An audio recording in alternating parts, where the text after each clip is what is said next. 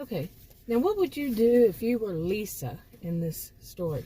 Lisa is a woman who is in her, I think, early 30s, and she owns a yarn store. It's basically pretty much yarn in Victorson County, Texas, and she's pretty proud of her yarn store. And it's one of those old-fashioned ones that have like an apartment above it, and she has her own home. Lisa does, and she let one of her new manager she had hired is only 28, and she's 28 years old, and she's a twin, but she let her name is Zoe, as manager, to live there. That way, it's all around, she's right there, but she's not going to abuse that, but just in case of that. You see what I'm saying? And of course, they have alarms and everything like that. But where she lived, Victorson County, is a very wealthy county, and people are, it's very different. They're kind of secluded. They purposefully do that from other places, and they buy within the county things. It's all about the county. It's been like that since it was first settled, like generations prior, and it works for them. They basically have their own culture. The whole county is several. I think I'm around 11 towns or something very nice overall. Not all, but overall. Anyway, so Lisa was there for some reason. It was well, it was like later on in the day than what I just mentioned in the video. But Lisa would come into work, come into her place of business. She's the owner, and she overheard her manager Zoe upstairs talking to someone, which she figured out. She didn't want to eavesdrop, but she wasn't also going to leave, and she could hear it. And Zoe was talking to her twin sister. Chloe, and Lisa overheard some of it, and it was that conversation, and after work, Lisa told her parents about the conversation. Now, her parents, she just found out that her parents had all along, they're very wealthy, and they're very, she actually bought that yarn store from her mother, insisting that she buys it so she can feel independent of her parents and their money.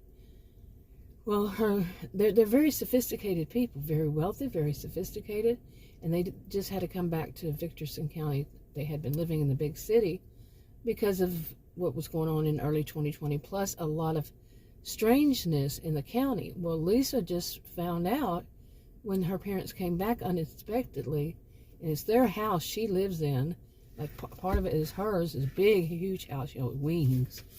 And she just found out that they're part of this thing called the enforcement, and she never knew.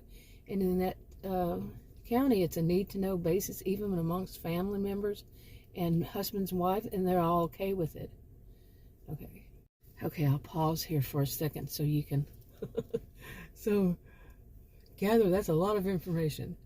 But anyway, so after work, she told her parents, they're part of this law enforcement, and they know all the people that are part of this it's a special kind of law enforcement, or they call it the enforcement, strike the law, but some of them are lawyers, and some of them are judges, and some of them are people who are trained in investigation, all the different kinds of things that law enforcement would be trained in, but they're not police officers, they're not part of the sheriff's department, they're not, some of them could be, but they're not security guards or look at that, I said lawyers, right, and judges. They are trained in them. Okay, and that is something that people in the county generally do. Certain people, pretty much most of them, is when they're young, they're trained, and they can go back and get trained more and more for age appropriate. Anyway, her parents have kept up with it, and so when she told her parents about it, knowing that she doesn't know enough about the enforcement, but she knew that they could probably help her to help Zoe and Chloe, and that would be to involve this man named Jim and he's the one that started that whole business of the enforcement. And like her parents, Julie and Sherman, they were actually living in the big city, and all of a sudden the enforcement, members of the enforcement like Jim, came and got them, took them back to the county because there was threats to everybody. They're not certain exactly who, but people who were like Julie's parents. They got that part far. Okay, I think in a video prior to it I said Julia, but it's Julie. Okay, anyway. So what Julie did was she, Julie and Sherman, Julie called Jim, told him Jim's like retirement age, but it's his business, okay? It's huge. It's not just in that county. They train people for like bodyguards and all those other things for other places, even other countries. But anyway, she called him, and he had the sheriff's department came by and picked them up and put them in a safe home in a place called Technology, Texas, and gathered them all up and put them in there. And so Julie and Lisa ran the barn shop, the yarn shop. I keep saying barn, but yarn shop after that. But so what would you do if you were Lisa in that kind of situation? Would you have involved your parents, and it was something you just kind of overheard, that something very mysterious and very odd and very scary all around, frightening, was going on with them? Would you first talk to, say, Chloe and Zoe, or would you just go into action?